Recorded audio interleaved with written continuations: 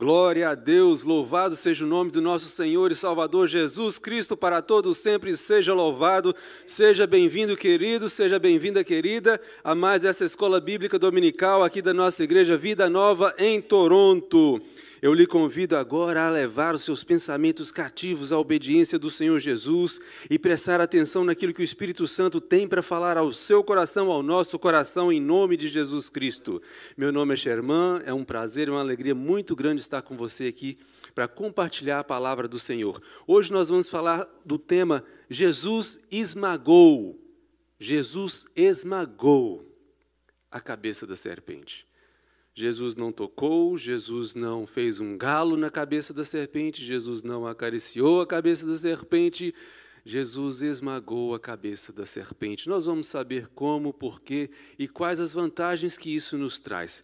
Antes, convido você a mais uma oração em nome do Senhor Jesus. Pai, louvado, engrandecido seja o nome santo do Senhor, e a vontade do Senhor seja feita na terra como é no céu. Pedimos nesse momento a intervenção poderosa do Teu Espírito Santo para nos fazer entender o texto, para que o texto se torne a palavra revelada do Senhor. Confessa, Senhor Deus, confessamos as nossas falhas diante de Ti, pedimos a Tua misericórdia e graça para nos fortalecer e nos levar mais à imagem e semelhança de Cristo. Senhor, consola e conforta o coração daqueles que neste momento sofrem com doença de algum tipo. Estaremos orando especificamente por eles, mas ao final desta reunião, porém, já pedimos, Senhor Deus, a Tua intervenção e o Teu toque poderoso. Neste momento agora pedimos a revelação, Senhor Deus, do Senhor, do Teu Espírito Santo, para nos fazer crescer com o pão que vem do céu, a Tua palavra, em nome de Jesus. Amém. Lhe convido a ler o texto em Gênesis, o capítulo 3 e o versículo 15. É um texto bem conhecido, alguns o chamam até de proto-evangelho. Gênesis, capítulo 3, o versículo 15, que é aí o protótipo, a semente ou o primeiro evangelho. E diz assim, eu estou lendo na Almeida Revista e Atualizada. Esta ninguém precisa de atualizar, não é verdade? Esta já está atualizada. Glória a Deus. A eterna, infalível, inerrante. Aleluia. Gênesis 3,15. Porei inimizade entre ti e a mulher, entre a tua descendência e o seu descendente. Este te ferirá a cabeça, e tu lhe ferirás o calcanhar. Conhecemos o contexto dessa passagem. Sabemos que ali, depois da desobediência original, depois do pecado original, o casal se encontrou em maus pedaços. Tentaram se esconder, tentaram arranjar os seus próprios trapos para se esconder. Porém, o Senhor vem ao seu encontro. O John Wesley, avivalista do século XVIII, no seu comentário bíblico sobre Gênesis 3,15, ele nos chama a atenção para algo que está aqui nesse cenário.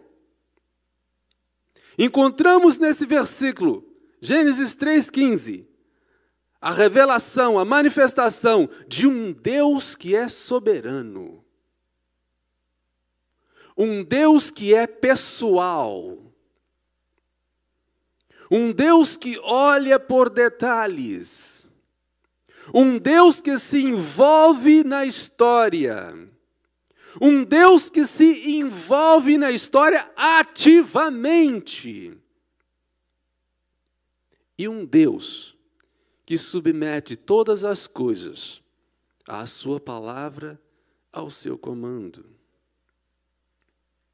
Naquela cena, naquela tarde, no contexto, quando lemos toda a passagem, vemos que na viração do dia o Senhor veio para encontrar-se com Adão.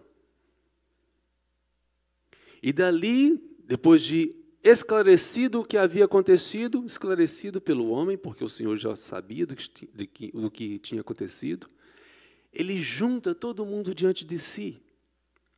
Ele junta Satanás ali na figura da serpente. Ele junta diante de si a Eva. Ele junta diante de si Adão. Bom, e vamos agora para a prestação de contas. Vemos aqui a figura de um Deus que é pessoal. Envolve-se pessoalmente nos fatos. Ele não é um espectador. Ele não criou as coisas e as abandonou. Como dizem os deístas, que há sim um Deus, mas que deixou tudo por aqui e foi para outros lugares. Não, essa não é a nossa confissão, nós somos teístas. Nós cremos no Deus vivo, todo-poderoso, soberano, que criou tudo e todos, se envolve na história, está no comando da história e tem a história nas suas mãos. E ele se manifesta ali nessa cena e agora começa a declarar sentenças. Ele diz ao inimigo que agora ele seria amaldiçoado. Ele andaria sobre o seu abdômen, na figura da serpente, comendo do pó da terra. Ele diz à mulher que o desejo dela seria submisso agora ao do seu marido e que em dores daria luz às crianças. Ele diz ao homem, por tua causa a terra é amaldiçoada. Agora ela passará a produzir abrolhos e espinhos. A criação também sofreu as consequências da queda do primeiro casal.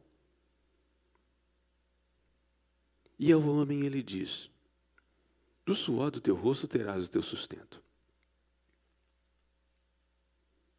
Quem é essa pessoa que se envolve com tamanha autoridade em uma cena? Fala decretos e os cumpre. Esse é o Deus da história. É o Senhor de todas as coisas. Nesse texto de Gênesis 3,15, John Wesley, em seu comentário bíblico, ele nos chama a atenção para 3 pontos que encontramos aqui. O primeiro deles, Wesley nos diz, ali estava sendo declarada uma guerra espiritual, universal e infinda. Quando o Todo-Poderoso, quando nosso Senhor declara, porém inimizade, o texto bíblico hebraico desta palavra, traduzido, é ódio, hostilidade, ferocidade. Precisamos entender a intensidade dessa inimizade que está no registro bíblico. Tamanha é essa intensidade que Wesley vai dizer, ainda no seu comentário, que as consequências que temos hoje, Wesley afirma isso, que as perseguições que podemos testemunhar hoje contra filhos e filhas do Senhor, contra o povo de Deus, ainda é consequência desta inimizade que foi colocada ali naquele texto de Gênesis 3,15. Essa inimizade, ela aparece ainda em outros textos bíblicos. Eu gostaria de que você abrisse sua Bíblia no texto que você encontra em João, capítulo 14, no versículo 30.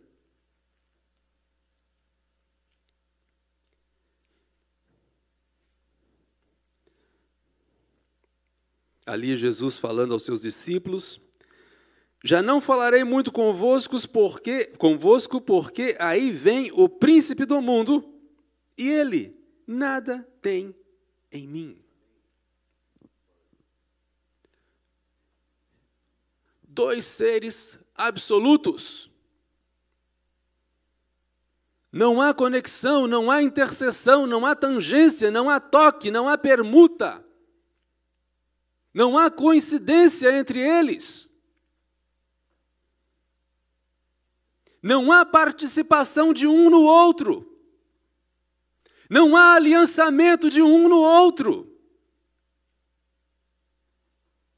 A inimizade que foi posta em Gênesis 3,15 prevalece. Não há acordo de paz. Aí vem o príncipe deste mundo. Ele nada tem em mim, eu nada tenho nele. Dois seres totalmente distintos e à parte. Essa inimizade ainda repercute em outro texto. Por favor, na 1 de João, no capítulo 2, o versículo 16. Começo do 15. 1 de João, capítulo 2, a partir do versículo 15. Não ameis o mundo, nem as coisas que há no mundo. Aqui uma nota. No grego, não ameis, não fala o planeta. No grego é não ameis o cosmos. E o cosmos é o sistema, não é? Não é o planeta. Devemos, sim, cuidar dos recursos que foram nos entregues. Os recursos da água, a qualidade do ar, a nossa camada de ozônio, a terra, evitar a poluição, todas essas coisas. Devemos, sim, como mordomos do Senhor. Inclusive, essa era uma das missões originais do Adão lá no Éden. Cuidar da criação, devemos cuidar. O texto não está falando do planeta. O texto no grego fala não ameis o cosmos, que é o sistema intelectual que rege, é o sistema de governo que rege as hostes, os principados. Não ameis o mundo nem as coisas que há no mundo. Se alguém amar o mundo, o amor do Pai não está nele. Mais uma vez, a inimizade é posta. Não há ponto de encontro. Se alguém amar o mundo, se alguém amar esse sistema de governo, se alguém amar esse regime, esse sistema de valores chamado cosmos, o mundo decaído, que jaz no maligno, se alguém amar isso, se alguém se compromete com isso, se alguém ágape isso, e lá no grego o amor aí é a palavra ágape que aparece, se alguém agapas isso, simples assim, o amor do Pai não está nele, está separado do amor do Pai. A inimizade foi posta entre as trevas e a luz e prevalece. No versículo 16, porque tudo o que há no mundo, tudo o que há no cosmos, a concupiscência da carne, a concupiscência dos olhos e a soberba da vida, algumas traduções ainda trazem a ostentação dos bens desta vida. Onde está aí a soberba da vida, algumas traduções trazem a ostentação dos bens desta vida. Porque tudo que há no mundo, a concupiscência da carne, a concupiscência dos olhos e a concupiscência da vida, não procede do Pai, mas procede do mundo, do cosmos. Quero ainda lhe chamar ao texto revelado em Tiago, no capítulo 4, no versículo 4.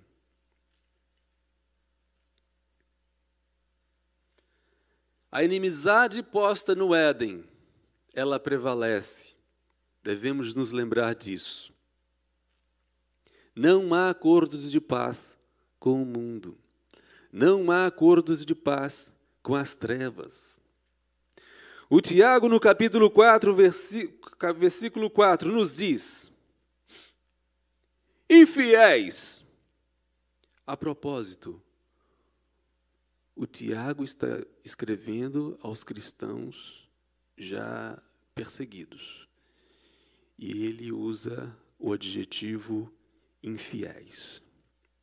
Vamos compreender o que está acontecendo. Ele não está falando a uma multidão de ímpios.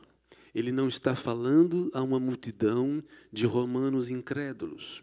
Ele está falando aos cristãos da dispersão e ele os chama de infiéis.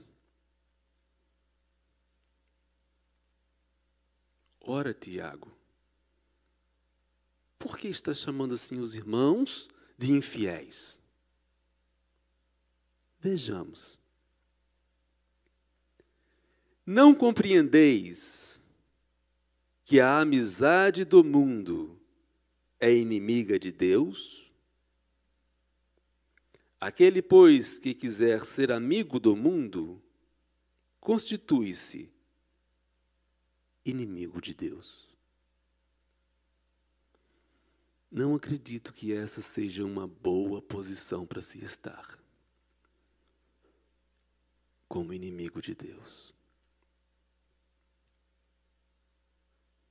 Mesmo porque você não foi criado, você não foi criada para isso.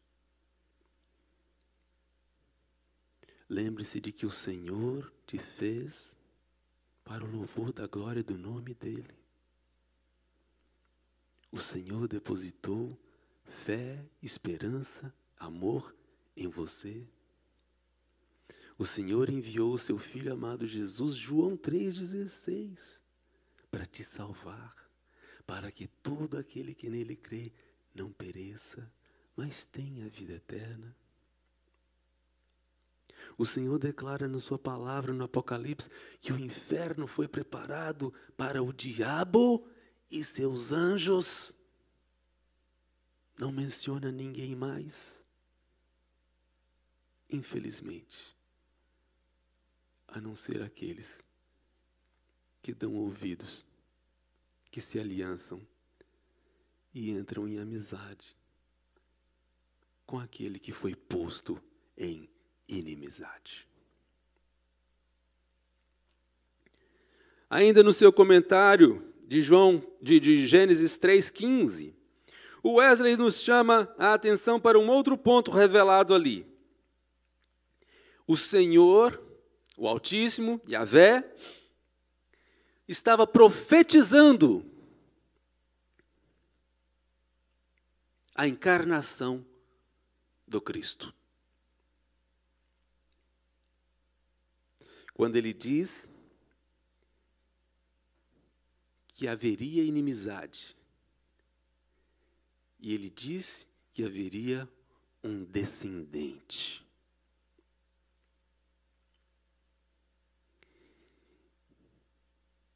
E ele diz que esse descendente seria o descendente da mulher.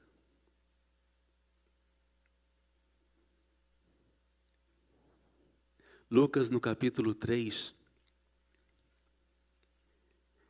ele nos fala, médico Lucas, ele esquadrinha, ele estuda a fundo a origem genealógica, a árvore familiar de Jesus.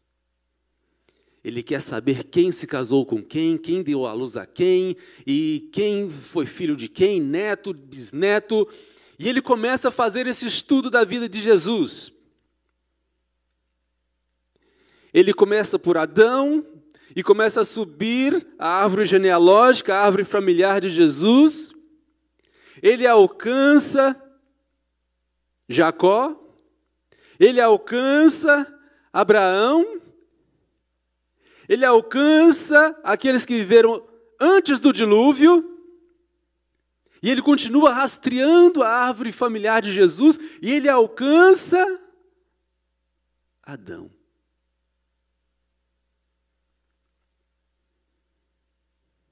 Sim, estamos aqui na casa certa. O descendente nasceu na casa certa. Uma linhagem davídica, Adão. Uma linhagem davídica, José. Mas e a mulher? Porque a profecia dizia que ele nasceria, seria um descendente, seria da semente da mulher. E a mulher? Sim, ela estava desposada com um varão da linhagem davídica.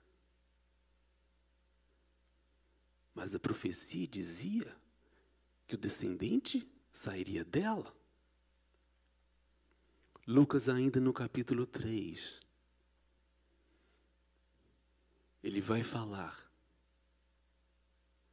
da maneira poderosa como aquele que chama as coisas que não são à existência como se elas já fossem. Como aquele que estava no princípio e disse à massa informe, haja e ouve. Lucas vai dizer como essa pessoa que tem esse poder gerou na mulher, sem a participação masculina, para que a profecia de Gênesis 3,15 se cumprisse. Como que esse ser gerou na mulher a pessoa do Cristo,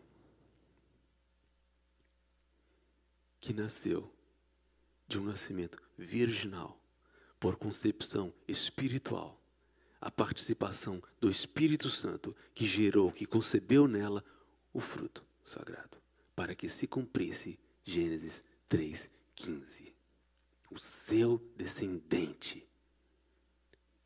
Ele estava falando da mulher sem a participação do homem. Jesus é o Cristo.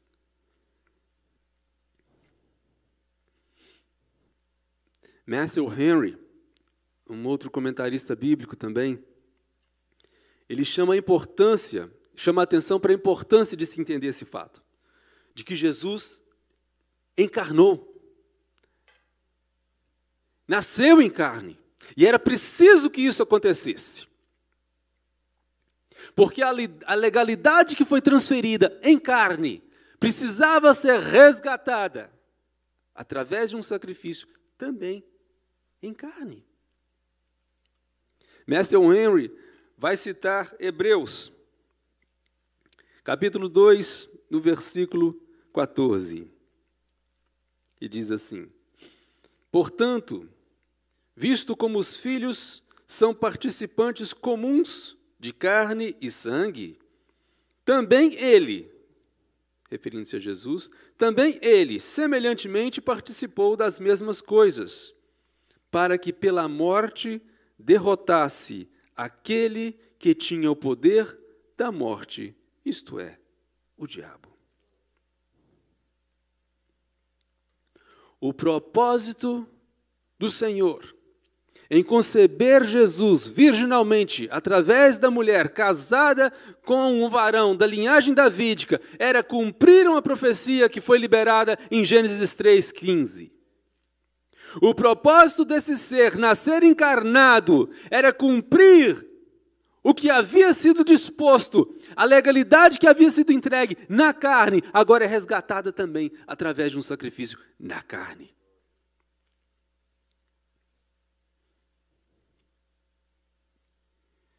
Ainda um outro ponto que nos conforta o coração.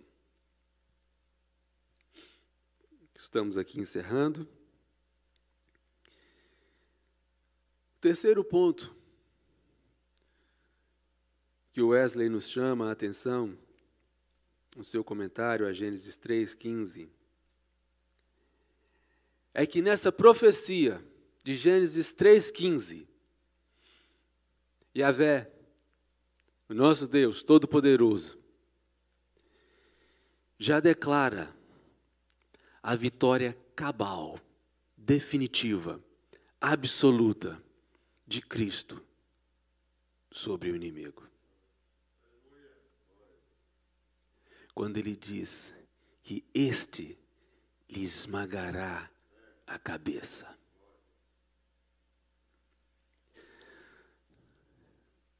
As nossas traduções na língua portuguesa, eu procurei algumas traduções, elas perderam um pouco da intensidade do que está escrito, quando a gente vai comparar os textos no hebraico. E mesmo algumas traduções inglesas também, elas não trazem a força, a intensidade do que foi feito ali, dessa declaração em Gênesis 3,15. Para tentar recuperar um pouco da essência do que está ali, a Bíblia de Cambridge, a Cambridge Bible, faz um comentário específico sobre esse texto. Porque quando lemos nas nossas traduções, disse assim, que ele te ferirá a cabeça e você ferirá o calcanhar dele. O texto original do hebraico, ele vai além dessa força e não dá exatamente esse entendimento. É algo mais intenso. E a Bíblia de Cambridge faz uma ressalva. A Bíblia de Cambridge vai dizer que ele te esmagará. É sufu. A palavra que está lá no hebraico, sufu, é esmagar, é snap, é acabar, destruir. É algo intenso, visceral. Aniquilar, destruir, esmagar. Com o seu calcanhar ele te esmagará a cabeça. E aí diz as nossas traduções, e tu lhe ferirás o calcanhar. E aqui vem o comentário da Cambridge Bible. Esse tu lhe ferirás o calcanhar não é uma retrucada, não é uma retaliação do inimigo, não. A Cambridge Bible faz o comentário e diz que isso é consequência da força, do empenho que foi feito. E o Wesley comenta sobre isso. Ele fala ainda que os sofrimentos de que os filhos passam, de que a igreja passa, o próprio Calvário de Cristo prefigura esta ferida no calcanhar que Cristo recebe ao caminhar vitorioso, esmagando a cabeça do inimigo, quando ele sobe ao Calvário. Ele é martirizado, ele é açoitado, como consequência da obra magnânima que ele está fazendo, não por força do inimigo, entenda-se. Pela intensidade do ato que ele próprio está realizando, ele sofre as consequências, ele tem os martírios no seu corpo, não por conta da força do inimigo. Ele próprio diz, sou eu que entrego a minha vida e a tomo de volta. E o Wesley, ele vai encerrar o seu comentário bíblico. O Matthew Henry também, ele faz essa mesma conclusão, chegando que o final de Gênesis 3,15 é para nós um motivo de grande alegria, porque ele aponta para o final da história. Colossenses 2, versículos 13 a 15. E a vós outros, que estáveis mortos pelas vossas transgressões e pela incircuncisão da vossa carne. O apóstolo Paulo vai dizendo, vos deu vida juntamente com ele, referindo-se a Jesus, perdoando todos os nossos delitos, tendo cancelado o escrito de dívida que era contra nós e que constava de ordenanças, o qual nos era prejudicial, removeu-o inteiramente, encravando-o na cruz. E despojando os principados e as potestades, publicamente os expôs ao desprezo, triunfando deles na cruz. Eis a cabeça da serpente esmagada. Quando o Senhor brada, está consumado, naquela cruz, está consumada a sua missão, buscar e salvar o mundo perdido. Hoje o papel é nosso, filho. Como seus discípulos, continuamos a levar acesa essa chama do Evangelho, a chamar o mundo perdido à reconciliação com o Cristo, que esmagou e esmaga a cabeça da serpente, que tira toda a legalidade, todo o poder, toda a influência do mal. É essa luz que não tem participação nenhuma nas trevas, é essa luz que traz vida ao homem. Hoje, como seus filhos e suas filhas, chamados no Senhor, cooperadores com Ele nessa obra de reconciliação, conclamamos o mundo: voltem-se para o Senhor, voltem-se para Cristo. Buscai ao Senhor enquanto é tempo, achegai-vos a Ele enquanto está perto. Diz a palavra do Senhor que no momento Ele está como nosso advogado, à destra do Pai, intercedendo em nosso favor. Porém virá um dia, e para os grandes entendidos das profecias, esse dia não está longe. Virá o dia que esse que agora está lá como nosso advogado de defesa, ele virá como um juiz. Aqueles que forem encontrados, selados com o Espírito Santo, com a marca do Cordeiro, esses vão receber o bem-vindo de meu Pai. Que seja você um desses, uma dessas.